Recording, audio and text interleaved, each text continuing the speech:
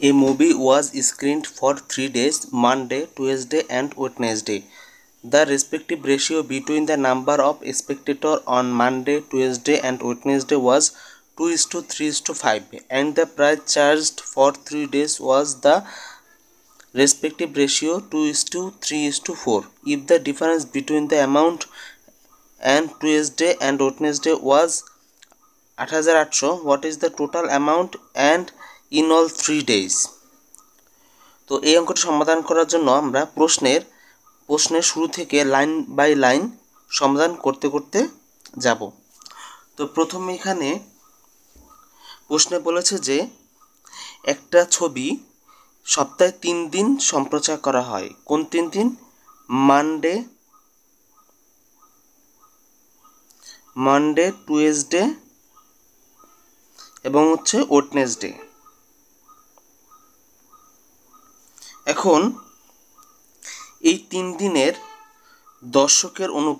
দর্শকের সংখ্যার অনুপাত হচ্ছে 2:3:5 এবং পরের লাইনে বলা আছে যে এই 3 দিনের টিকিটের প্রাইসের অনুপাত, টিকিটের দামের অনুপাত কত?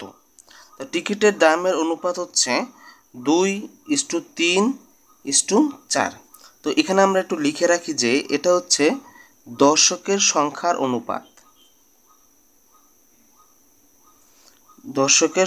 অনুপাত, আর এটা হচ্ছে টিকিটের দামের অনুপাত।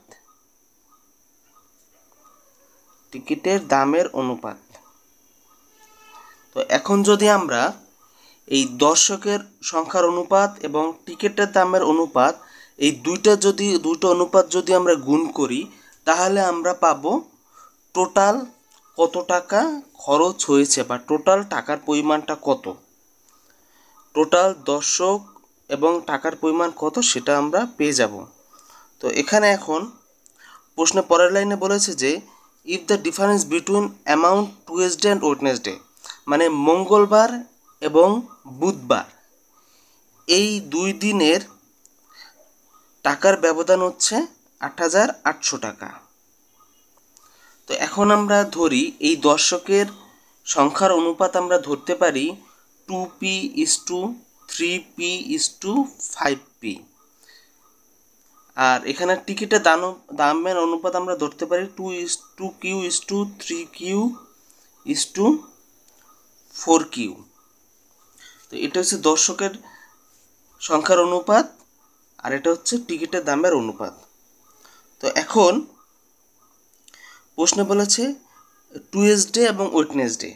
তো এখানে টুয়েসডে কোনটা? টুয়েসডে হচ্ছে এই মাঝখানেরটা আর ওয়েডনেসডে হচ্ছে শেষেরটা। তো এখন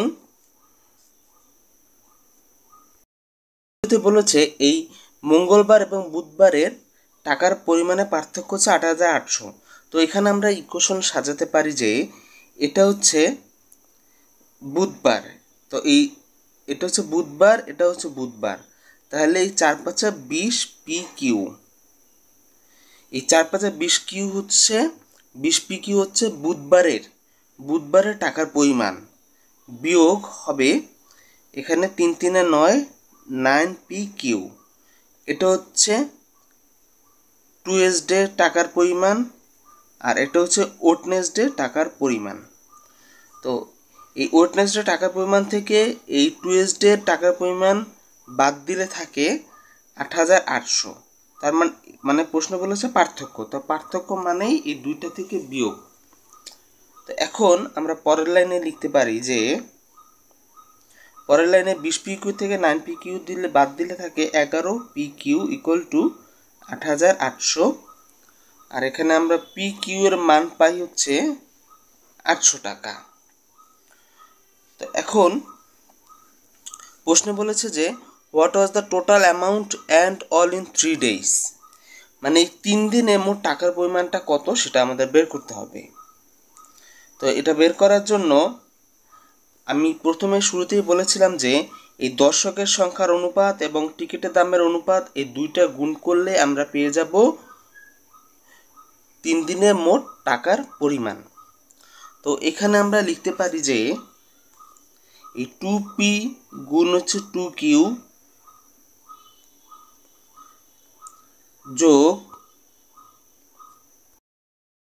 যোগ এই 3p গুণ 3q। তাহলে আমরা এখানে একবারেই লিখতে পারি। আচ্ছা, এখানে আমরা আলাদাভাবে লিখি 3p গুণ 3q যোগ এখানে 5p গুণ rq, 5p গুণ 4q। তো এখানে আমরা গুণ করি, এখানে আমরা পাই 4pq, এখানে আমরা পাই 9pq, এখানে আমরা পাই 20pq। তো এখানে এই ইকুয়েশনটা মানে হলো এটা ক্যালকুলেশন করলে আমরা পাবো মোট টাকার পরিমাণ, মোট টাকার পরিমাণ। তো এখানে এই পিq এর মান পেয়েছি আমরা এখানে 800। যে পিq এর মানটা এখানে আমরা বসিয়ে দেব, 4 গুণ 800, 9 গুণ 800, তারপর 20 গুণ 800। এখন যদি আমরা ক্যালকুলেশন করি 4 8 32, 3200 যোগ 8 9 72, 7200, তারপর 8 দুগুণে 16, তিনটা যোগ হবে। তো এখন যদি আমরা এখানে তিনটা যদি আমরা যোগ করি তাহলে আমরা এখানে পাই এখানে 3000, তাহলে 16 আর 3 19,000, 19 আর 7 হচ্ছে 26,000, আর এখানে 200 200 400 থাকে। তাহলে এখানে আমরা পেলাম 26,400 টাকা। তো এখানে প্রশ্ন বলেছে 3 দিনে মোট টাকার পরিমাণ কত। তো এখানে 3 দিনে মোট টাকার পরিমাণ হচ্ছে 26,400 টাকা। তো এখানে 26,400 টাকাই হচ্ছে উত্তর।